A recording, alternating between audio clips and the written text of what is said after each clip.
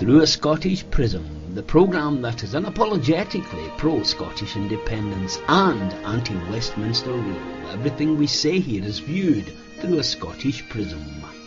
Brought to you by Barhead Boy. Good day, folks, and welcome to the Wednesday Prism Show. I have a good programme for you today. In continuing the PALS theme, I have a good friend of mine, Jim Sillars, who's coming along to speak about foreign policy. But before we go there, I think it's worth reminding ourselves that Scotland had a foreign policy before the Treaty of Union.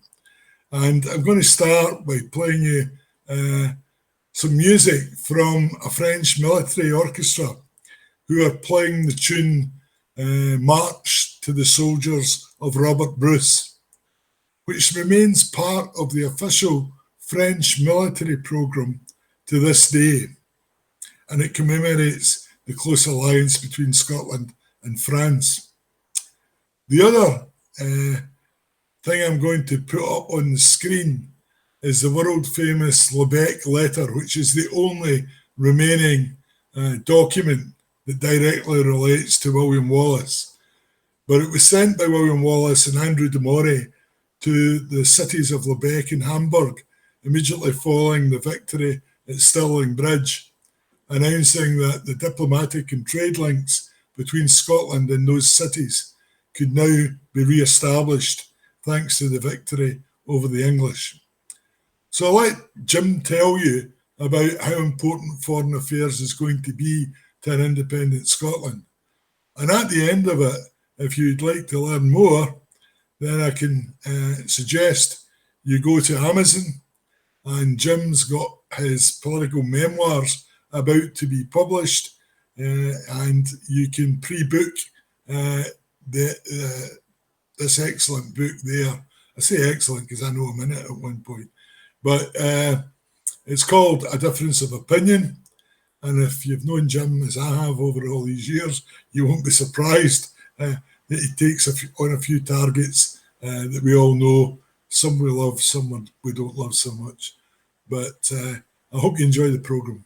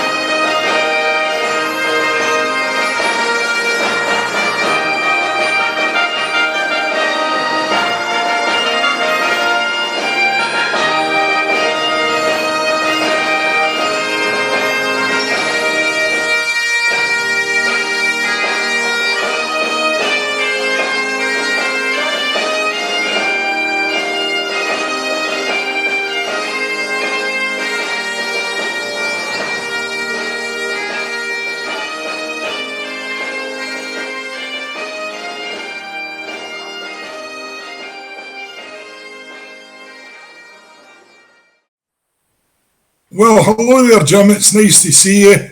It's been a while with this COVID nonsense since we've been able to get together with each other, but it's good to see you well, and I'm delighted to have this opportunity to have a chat. I mean, we discussed this yesterday, and we think one of the items we've got to talk about is foreign affairs, because Scotland desperately needs to have a foreign affairs policy. And it's pretty clear, guys of our age remember the old days when if you wanted to make an international telephone call, you had to get a hold of the London operator. after all these years, all these technological advances, Westminster seemed to determine to go back to those days, and we've got to make all our foreign relations through London. What do you think, Jim? Well, there's a very peculiar thing. Basically, foreign policy is based on spheres of influence and national interests. Because we've been integrated in the British state for 315 years, we have got out of the habit in Scotland of thinking in terms of state interests. And that means that, basically we're fairly ignorant on the importance of foreign policy on your defence policy, on your trade policy, on your allied policy as well. And if we're going to be an independent country, then, you start preparing for independence before you become independent.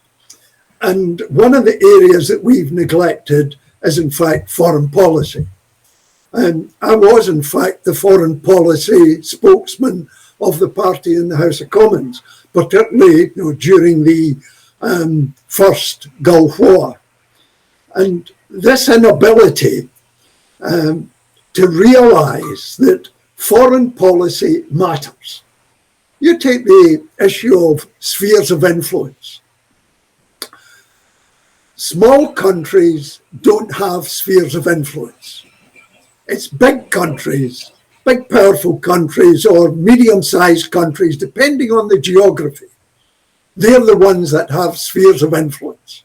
If you take the British Isles, for example, Ireland doesn't have a sphere of influence on the island of Great Britain. But the United Kingdom, its sphere of influence actually embraces the Republic of Ireland. Very difficult for folk in the Republic to accept that, but that is one of the realities. And all through our history, England being the bigger and the richer part of the island of Great Britain, we've been in England's sphere of influence.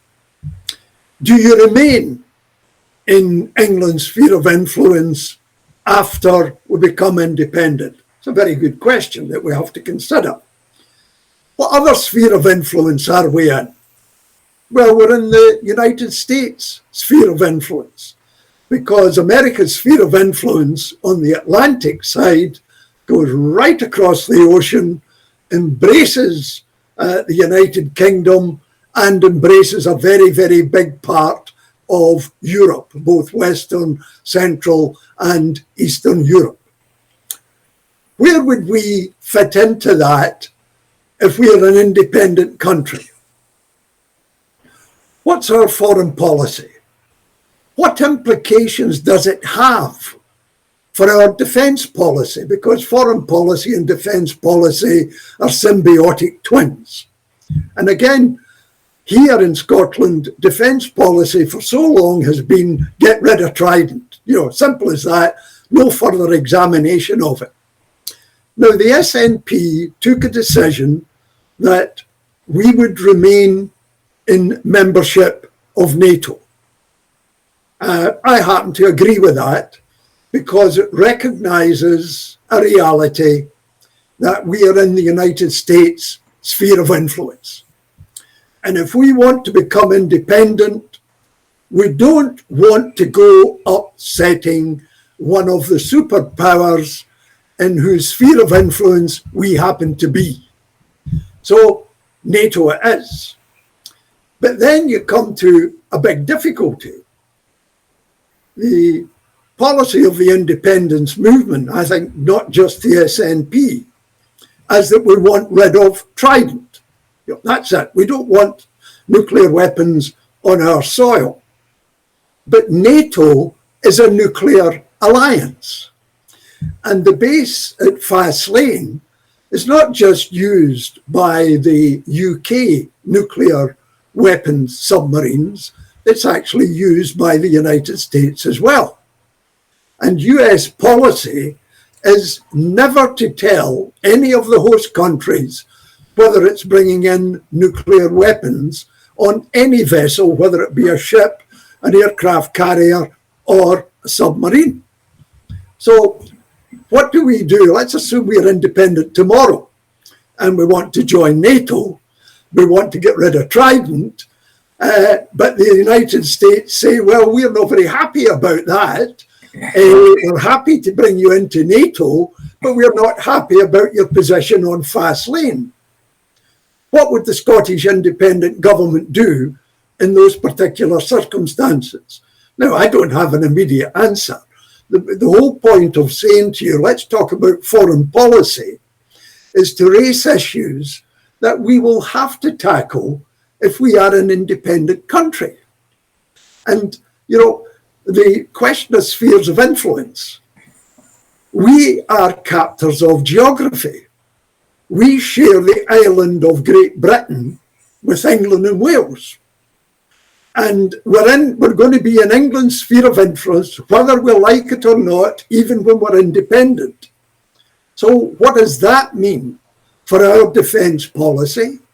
And what does it mean for our trade policy with this giant neighbour, which might be in global terms a second-class power, but in the terms of the British Isles is the big power? What's our policy going to be in our relationship with England? Have we thought about it? I don't believe so. And that sort of brings me on to the other thing that we thought we might talk about, which is, you know, why they want to keep us. But before I come on to that, let's take the wider world that we're in at the present time. And again, there hasn't been much discussion of this, and I think a failure to understand it in the Scottish political classes. Power for almost 300 years was imposed on the world by what I call the Atlantic axis. That is, United States and Europe. Together, we dominated the world, economically, politically, militarily. And that has changed. It started to change a long time ago, but really wasn't understood. I mean, I recall in the 1992 general election, at a very large meeting in Penny where we were asked about economic policy. And I got up and gave a very mini lecture on the shift of power from the Atlantic axis to the Asia-Pacific, what we now call the Indo-Pacific region of the world. A massive shift of power, waning power in the West and rising power in the East. And I could tell that the audience was very uncomfortable because that meant very significant changes to our way of life. And I always remember Ian Davidson, who was my opponent and won the election, getting up and saying, "Oh, it's all right, listening to Jim and his, century of the Asia-Pacific. What we need is a Labour government." To wild applause, a sort of magic pill that was all that was required. And I remember saying to Stevie Butler, my election agent, this was on the Tuesday before the poll, "We've lost, Stevie." If folk go for a magic pill instead of a very, very intellectual analysis of where we are going to go, then we've got extreme difficulty.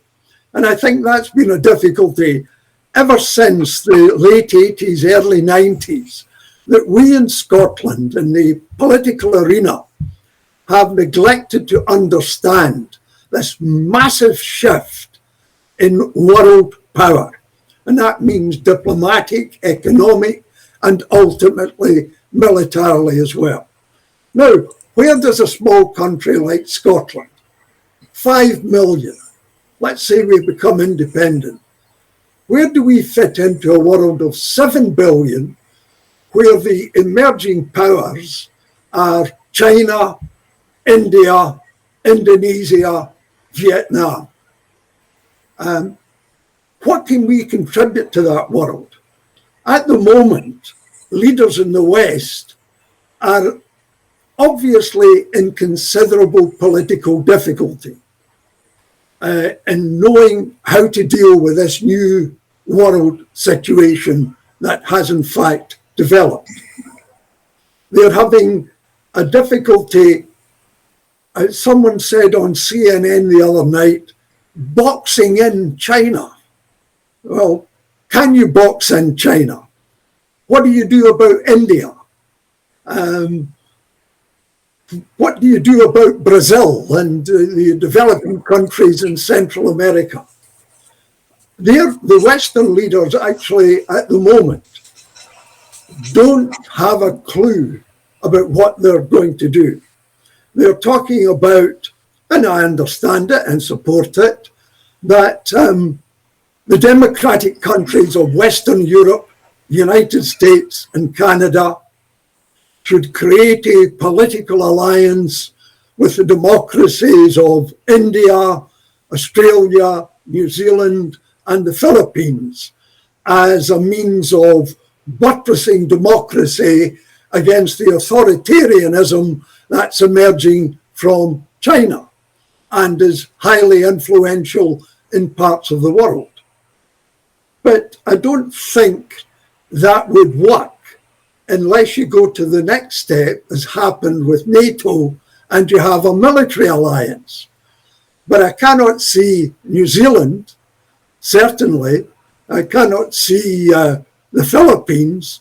I cannot see India, and I cannot see Indonesia agreeing to a Southeast Asia NATO as an opposition to China. That would be far too provocative.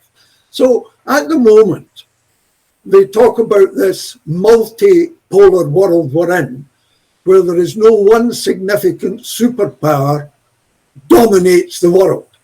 And what do we do about it?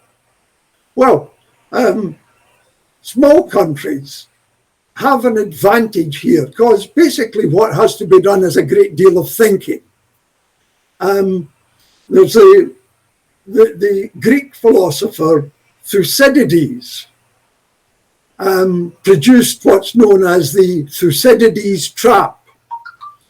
And it came from the rise of Athens, or the decline of Athens and the rise of Sparta, where the trap is that when you've got a waning power and a rising power, ultimately it ends in conflict.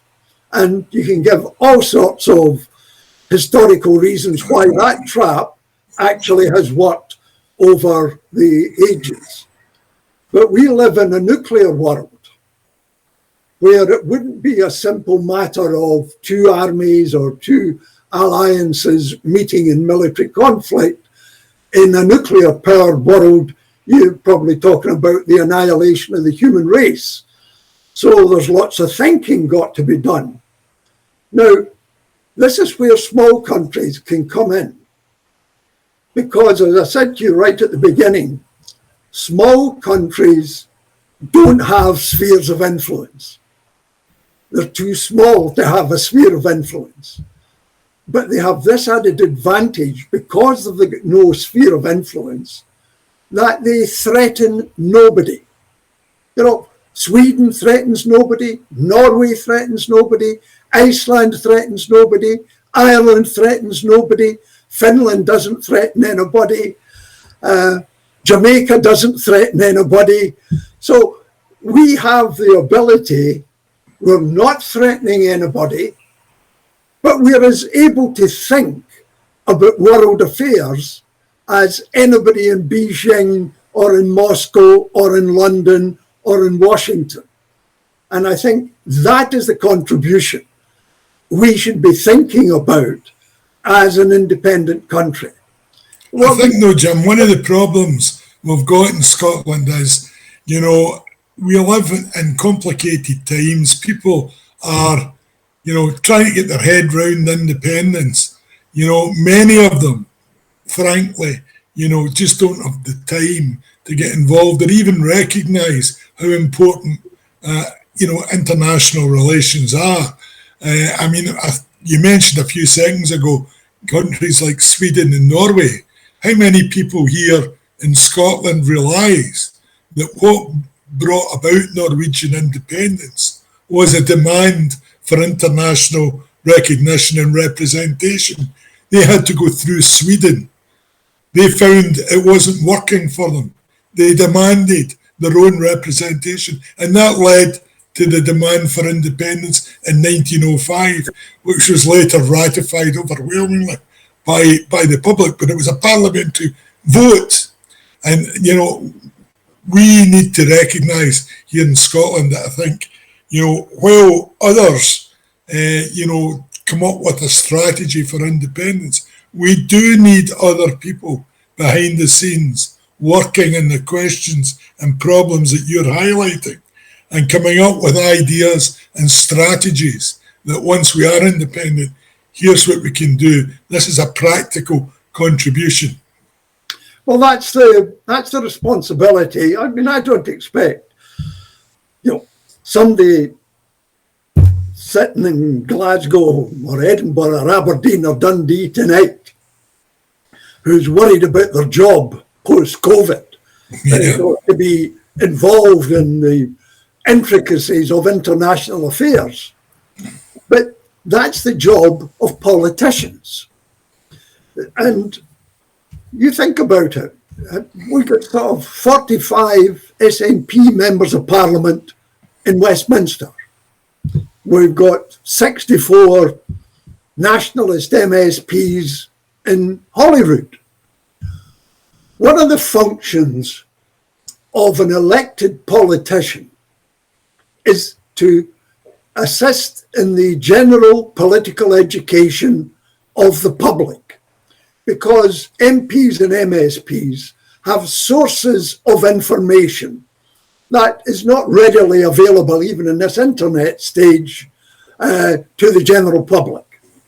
And so one of your functions is actually to write articles, to make speeches, to hold meetings, and really the sources of information you have to the general public identifying important issues before them. We have not got a political class that's doing that, Iain. And I'll give you an example of what is important and what has never been discussed in the Scottish political scene. If you take China and the countries that are allying itself with China, one of them being Russia, one of their complaints is that the foundation of the present world order, the pillars that support the present world order, that is the IMF, the World Bank, the United Nations, these were all Western inventions, which arose out of the Bretton Woods conference in 1944, when the United States emerged, stamping its superiority on the world. China was a basket case. Indonesia was held by the Dutch. India was part of the British Empire. So that what these people in Asia are saying, that and Singapore was part of the British Empire. What they're saying is, wait a minute, this world structure was created in your interest by you. The world's changed. So we want to have a say in the alteration of that world structure.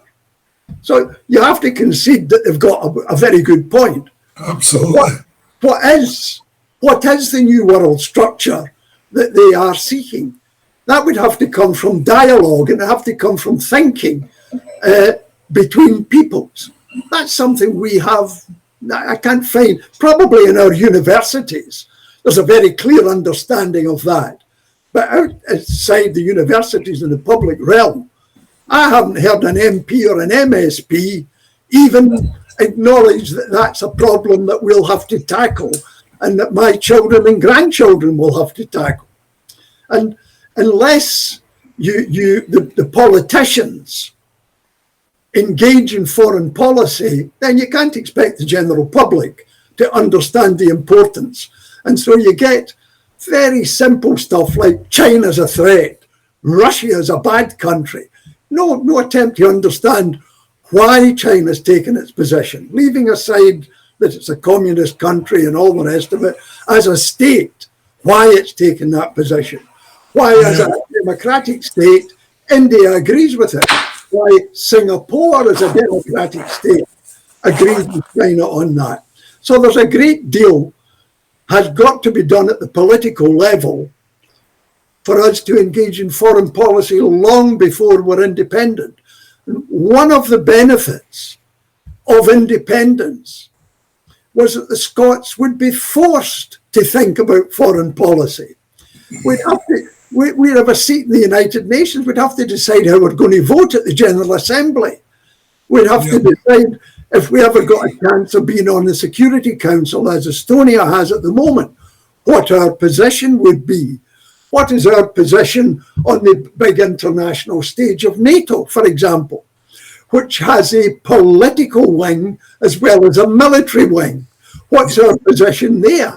So one of the great benefits of independence would in fact be to take us on to that global village that at the moment we say we want to be in. And though we say we want to be in it, we're not doing very much thinking about what would happen when we're in it. With respect to foreign affairs, Jim, I think by far the most interesting and valuable point you've made thus far is the fact that our MPs and our MSPs should be communicating with the public. They should be thinking, they should have policies and a whole range of matters, and they should be educating the Scottish public on key issues that are going to be very, very important, and where they're not doing it. And it's an enormous failure because, I mean, I think the SNP communicated better when we had half a dozen MPs, 2 or 3 MPs, than what we do with this huge group. I think they're all too busy communicating with each other and a whole range of subjects that they don't tell us or want to talk about. So, I mean, I think I take from that very, very important. If we can move on though, Jim, because the other thing we said we'd have to talk about is why, when Scotland's talked down so much and so often, why do they still want to keep a hold of us at Westminster? What's the reason? What's the reasons why they want to keep us? The reason's got nothing to do with economics whatsoever. The reason is foreign policy and defence. Because we've not practiced state interests, and because we don't know anything about spheres of influence, we haven't. There was a letter in one of either the Scotsman, I think it was the Herald, sort of a chap saying, why do they want to keep us if they subsidise us to that extent, da-da-da-da-da? Well, the answer is quite simple. And it was provided in a major article in The Economist way back in November last year, where they looked at Scottish independence and its implications for the United Kingdom state in foreign policy and defence policy. And we're back to 1707 on defence.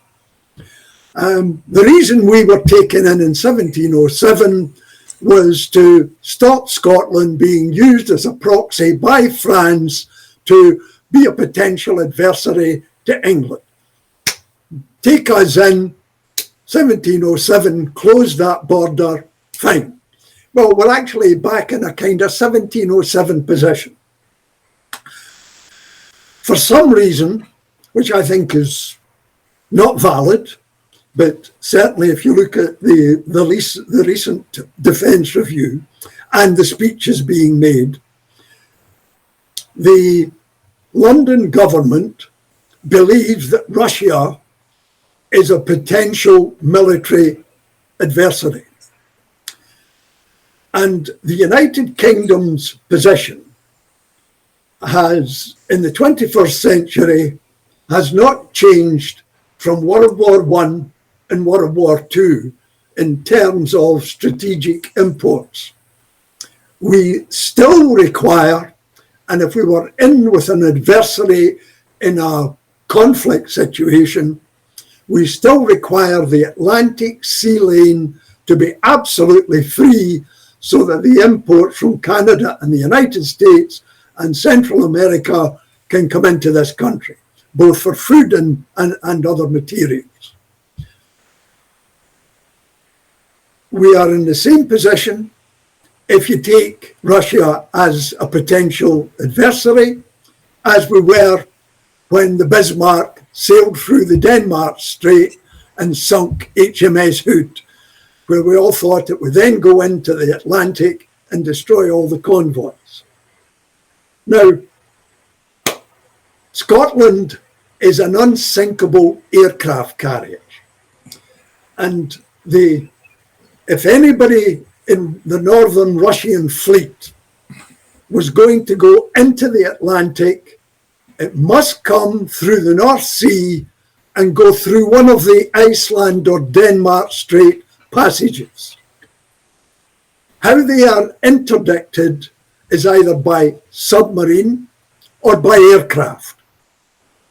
Scotland, being an unsinkable aircraft carrier, is absolutely essential for the Royal Air Force to sink any Russian ships that try to get in to the Atlantic. And the submarine base at Faslane is vital to the United Kingdom and the United States for exactly the same purpose. That's one of the reasons why they want to hold on to us. It's a defence factor. The other reason is their position on the UN Security Council. Now, I've done research on this, and I'm actually writing a book. And there's a second book, and within it is why they need to keep on to us. Now, the United Kingdom has had a major problem since 1945. Lost the empire, has been a declining power, but nevertheless wishes to maintain that sort of residual great power influence in the world. It's a political, cultural thing that lasts with empire for quite a while. Being on the Security Council gives the United Kingdom influence beyond its status as a small island, second-rate power off the continent of Europe. And its alliance with America adds to its benefit of being on the Security Council.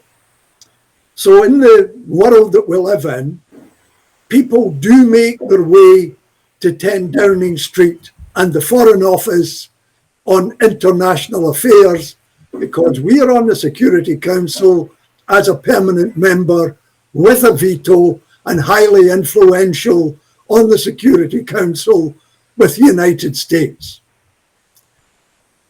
Take Scotland out of the United Kingdom and you're actually left with England. And for a long time now, there's been a big campaign in the world to say, why should the United Kingdom as it stands at the moment, why in fact should the Security Council as it stands at the moment be the Security Council for the future? That was implanted on the world by the victorious powers in 1945, when the United States was a coming superpower, when Britain was still an imperial power, when France was still an imperial power, and China had the potential to be a big power. That doesn't apply any longer. The United States is still critically important. Russia, because of its geographical spread from Europe right to the Pacific, is still important. France, in many ways, represents the European Union as well as France, So it's there. What does the United Kingdom represent? Where in terms of world power does the United Kingdom represent? Now, this is not a fictional idea that's in my mind. In 2014, the Foreign Office sent a memorandum to the Foreign Affairs Committee of the House of Commons, pointing out that if Scotland went independent, it would put our UK permanent position on the Security Council in serious jeopardy. It would start with Argentina, of course, saying, why are they on? But lots of other people would join in that particular argument.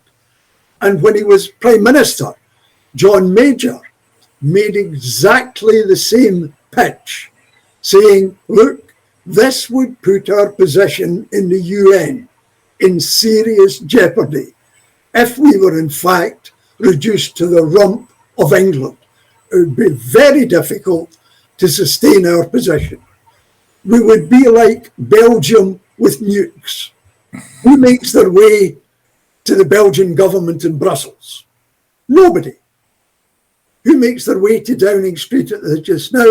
Quite a few folk, because we're in the Security Council. So if you take out Scotland from the United Kingdom in terms of defence, you've got anxiety in London and anxiety in Washington and anxiety in the headquarters in NATO.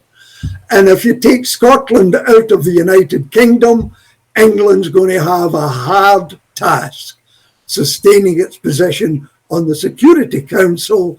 And if that goes, then, the final chapter in the loss of empire is then written.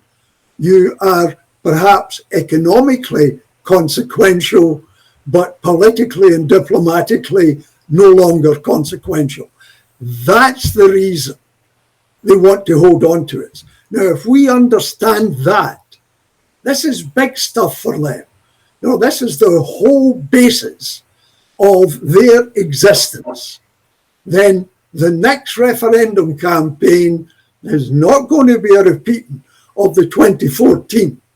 They're going to be fighting for what they regard as their political and international diplomatic life. And that's a different ballgame from the one we faced in 2014. And that's why understanding foreign affairs matters so much to the whole independence issue. It's critical to how they're going to fight the next referendum. Well, I struggle to come up with anyone in the current SNP front bench, either at Westminster or in Holyrood, frankly, that's capable of putting together those arguments. I hope I'm wrong. I hope there is some lurking foreign affairs giant, but I'm afraid I don't see it, Jim. And it's a worry, because I take your point. I think a lot of what you've said is probably going to come as a surprise to quite a lot of people that are watching this programme, who are entwined, as most people are, into the economic arguments for or against independence. But I think what you've shown in this discussion is it's a much wider and more serious problem than just the economic factors. There are a lot of international ones involved as well. So at this point, Jim, can I thank you for being on with me? I've enjoyed listening to you. We'll have you back for sure, because you've got so much often to offer and a different viewpoint from what people normally hear. And of course, that's interesting as well. So who knows, we may well have created some budding interest in the future foreign affairs policy of an independent Scotland. And if we've done that, we're successes, Jim. So it's from one generation to teach the next generation and to encourage the next generation. And that's what we're trying to do, because no good nationalist, no good independent supporter should ever be afraid of the average member of the public being properly educated and having a good idea about what the real issues are about. I remember the days when we used to campaign, much simpler days, Jim, when it was just a simple matter of taking on poverty and housing and actually showing that we were relevant to people's lives. I get confused, quite confused by, gender politics, for 0.02% of the Scottish people. I mean, I just can't get excited about that. I think the duty of a political party is to deliver a better life for their citizens. And the more we can do that, the more successful we are. So I'll leave you with the final word, Jim. What's your final word to the folk that are viewing? What do you hope for them in the future? Well, we have to introduce into Scottish politics an intellectual rigour in the examination of each subject that comes up. And we have to widen our intellectual scope to take in issues that at the moment appear not directly and centrally relevant to the issue of independence. And I would hope that somehow or other tonight in the discussion that I've managed to show people that one of the things that you must do if you're going to win anything, whether you're negotiating as a trade unionist with an employer, or you're negotiating between local government and central government, or you're thinking about the referendum that we will have, you have to understand what makes the other side tick. I learned that as a young fire brigade, shop steward from people older and wiser than me at that time. They trained me. They said, look, every telescope has two ends, and you should look at the other end of the telescope. What is it that motivates the other side? What is important to them? Where's their red lines? And if we don't understand that, then you don't win next time because you haven't understood your opponents. And if you can't understand your opponents, you cannot deploy the argument against the one that they're going to put to the Scottish people. We've got to start widening, have more lateral thinking in the independence movement than we've had up until now. And unless we do that, let me tell you, we will be defeated unless we understand how the other side operates. And I'd like to come on with you sometime in the future to have a discussion about what the other side are doing at the present moment and have been doing since 2014. I got into trouble about a year and a half ago when I said to everybody, stop marching and start thinking. Well, we'd still want to march. We're not doing enough thinking, but I can tell you this, Iain, there's been a lot of thinking done south of the border from 2014, and they're going to be better prepared than they ever were way back then. And I don't think we're well enough prepared now. I think you're right, Jim. I think there's an awful lot of work to do. I just want to see it getting started. And the idea of programs like this is to try and kick-start it, to try and encourage it. So on behalf of the Prism Show, can I thank you for being involved? Absolutely guarantee we'll have you back to have more discussions because, frankly, Jim, we need you. Simple as that. Thanks very much. See you later. Cheers. Bye-bye. Through a Scottish Prism, the programme that is unapologetically pro-Scottish independence and anti-Westminster rule. Everything we say here is viewed through a Scottish prism. Brought to you by Barhead Boy.